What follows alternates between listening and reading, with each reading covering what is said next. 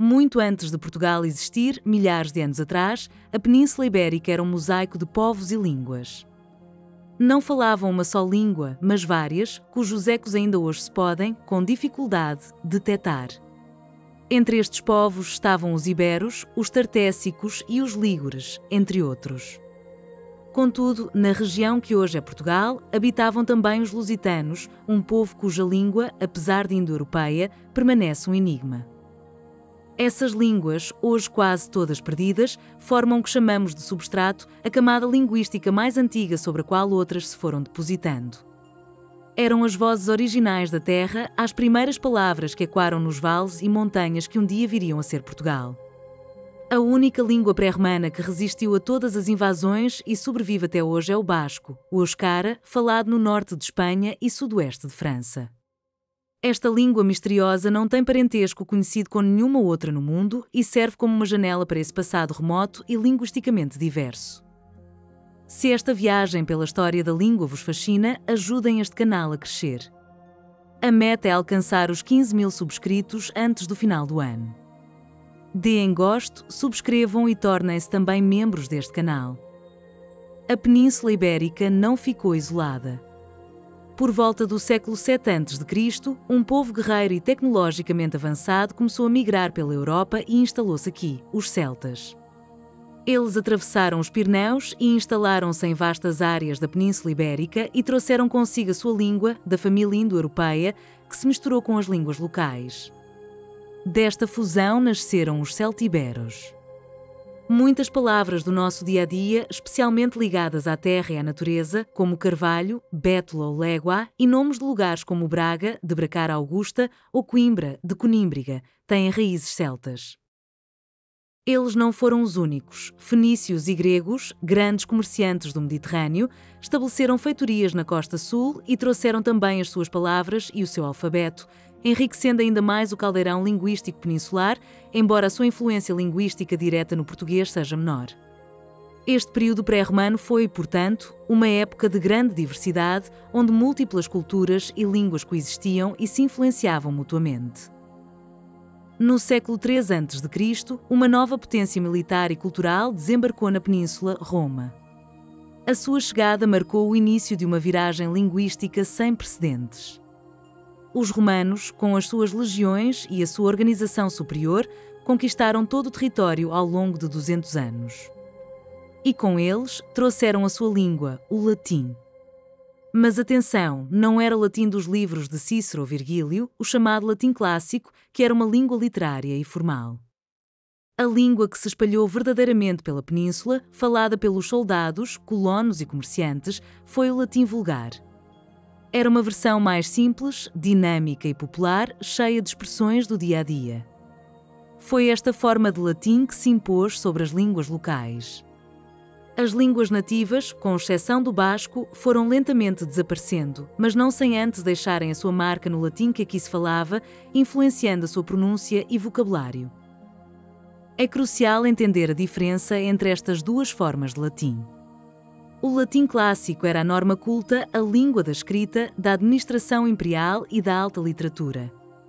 Era uma língua gramaticalmente complexa e estilisticamente rígida. Já o latim vulgar era a língua viva, falada nas ruas, nos campos e nos acampamentos militares.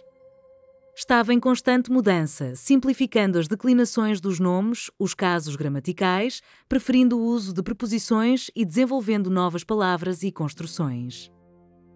Por exemplo, em latim clássico dir-se-ia cus para cavalo, mas o povo preferia cabalus, que originalmente significava cavalo de carga e que deu origem ao nosso cavalo. Foi a partir deste latim vulgar e não do clássico que todas as línguas românicas, como o português, o espanhol, o francês, o italiano e o romeno, nasceram. Ele era a semente a partir da qual a nossa língua iria germinar séculos mais tarde.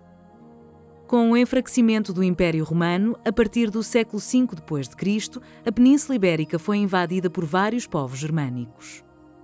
Os suevos estabeleceram um reino no noroeste, na região da Galécia, que incluía o futuro norte de Portugal. Mais tarde, chegaram os visigodos, que acabaram por unificar quase toda a península sob o seu domínio. Estes povos, embora em menor número que a população hispano-romana, deixaram uma marca indelével na nossa língua. Eles não substituíram o latim vulgar, que continuou a ser a língua da maioria, mas o seu prestígio levou à adoção de muitas palavras germânicas pelo latim vulgar local. Termos ligados à guerra como guerra, elmo e espora, ou do cotidiano como luva, roupa e orgulho, bem como nomes próprios como Rodrigo, Fernando ou Álvaro, são uma herança direta dos visigodos, que adicionaram uma sonoridade distinta ao futuro português. Esta contribuição germânica adicionou mais uma camada de complexidade e riqueza ao latim falado na península, diferenciando-o ainda mais. No ano de 711, deu-se outra invasão que iria transformar profundamente a Península Ibérica durante quase 8 séculos, a conquista muçulmana. Vindos do norte de África, os mouros estabeleceram o al-Andalus e a sua língua, o árabe, tornou-se a língua da administração, da ciência e da cultura nas áreas sob o seu domínio. Embora o latim vulgar, já em evolução para o que se chama de romance moçárabe, continuasse a ser falado pelas populações cristãs no sul, o árabe deixou uma herança lexical imensa no português, especialmente no sul do país. Estima-se que existam mais de 1000 palavras de origem árabe na nossa língua. Termos que começam com al, como algarve, aldeia, alface ou azeite, e palavras ligadas à agricultura, ciência e comércio, como açúcar, arroz, nora e armazém, são um testemunho vivo desta longa e importante presença cultural que moldou o nosso vocabulário de forma definitiva. Enquanto o sul estava sob domínio árabe, no noroeste da península, numa zona que ia da Cantábria ao Rio Douro, o latim vulgar evoluía de uma forma muito particular. Protegida pelas montanhas e mais afastada das grandes influências, esta região, a antiga Galécia romana, viu nascer uma nova forma de falar, distinta do romance que se desenvolvia em outras partes da península, como o castelhano ou o catalão. A este romance do noroeste chamamos hoje galego-português. Era uma língua única, partilhada pelas gentes da Galiza e do território que se viria a tornar o condado portucalense. Era a língua dos documentos, das canções dos trovadores, às famosas cantigas de amigo e de amor. O galego-português representa, sem qualquer dúvida, o berço, a fase infantil da língua portuguesa, a sua raiz mais direta e o testemunho de uma identidade cultural comum que unia os dois lados do Rio Minho. Era uma língua lírica, rica e vibrante, da qual futuramente duas línguas irmãs iriam finalmente florescer, o galego e o português. Então, que língua falava Dom Afonso Henriques e os portugueses do seu tempo, no século XII? A resposta é clara: falavam galego-português. Esta era a língua cotidiana da corte, dos nobres, do clero e do povo do recém-fundado Reino de Portugal. Quando Afonso Henriques ditava as suas ordens, quando os seus guerreiros gritavam em batalha ou quando as pessoas comuns conversavam nos mercados, era o som do galego-português que se ouvia. Os primeiros documentos oficiais do reino, embora muitos ainda fossem escritos em latim por tradição, começaram a incorporar cada vez mais palavras e estruturas desta nova língua romance. O famoso Testamento de Afonso II, de 1214, é frequentemente considerado um dos primeiros documentos escritos em português arcaico, mas, na verdade, reflete esta realidade linguística comum, o galego-português, que unia as gentes a norte e a sul do Rio Minho numa única comunidade linguística e cultural. A separação entre o galego e o português foi um processo gradual, mais político do que puramente linguístico no início. À medida que o Reino de Portugal se expandia para sul, durante a Reconquista, a língua levada pelos colonos do norte começou a diferenciar-se. O contacto com o moçárabe falado no sul e a consolidação de uma corte e uma chancelaria em Lisboa, longe da influência da Galiza, foram decisivos. A fronteira política criada no século XII tornou-se, com o tempo, uma fronteira linguística. O português, falado numa nação independente e em expansão, adquiriu prestígio e desenvolveu as suas próprias normas.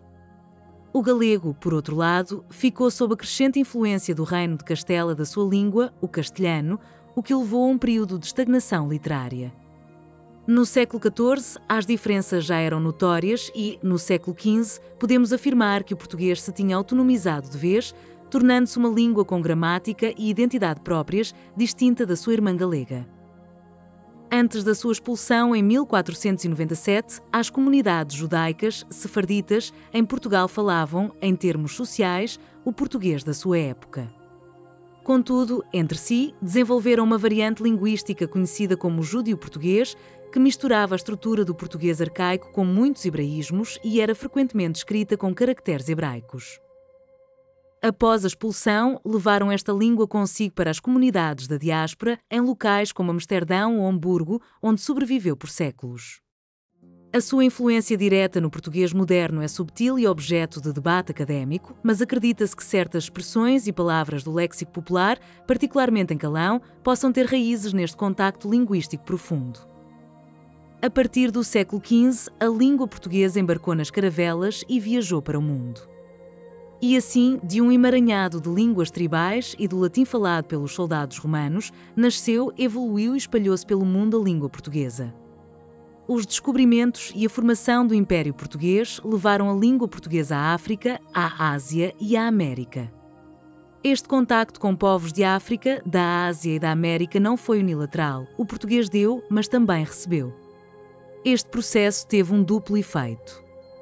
Por um lado, o português tornou-se uma das primeiras línguas globais da história, falada em 4 continentes. Por outro, a própria língua foi enriquecida por este contacto com outros povos e culturas. Absorveu milhares de palavras novas, de jaguar e ananás, do tupi no Brasil, a chá e katana, do asiático, ou banana e senzala, de línguas africanas. Esta expansão também deu origem a diversas variantes e crioulos de base portuguesa em todo o mundo. Uma língua que nascera num pequeno canto da Europa transformava-se agora numa língua de comunicação internacional, com influências dadas e recebidas. Ao longo dos séculos, várias figuras foram fundamentais para consolidar e enriquecer a língua portuguesa. O rei Dom Dinis, no final do século XIII e início do XIV, foi um pioneiro.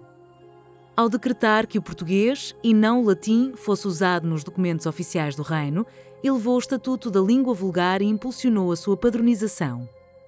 Foi também um grande trovador, cultivando a poesia em galego-português. Mais tarde, no século XVI, a era de ouro da nossa literatura, surgem figuras gigantescas. Fernão de Oliveira escreveu a primeira gramática da língua portuguesa, a Gramatica da Linguagem Portuguesa, em 1536, um marco na sua estruturação. João de Barros, com a sua prosa clássica nas décadas da Ásia, e, claro, Luís Vaz de Camões, que com os Lusíadas demonstrou o potencial épico e lírico do português, elevando ao nível das grandes línguas de cultura europeias.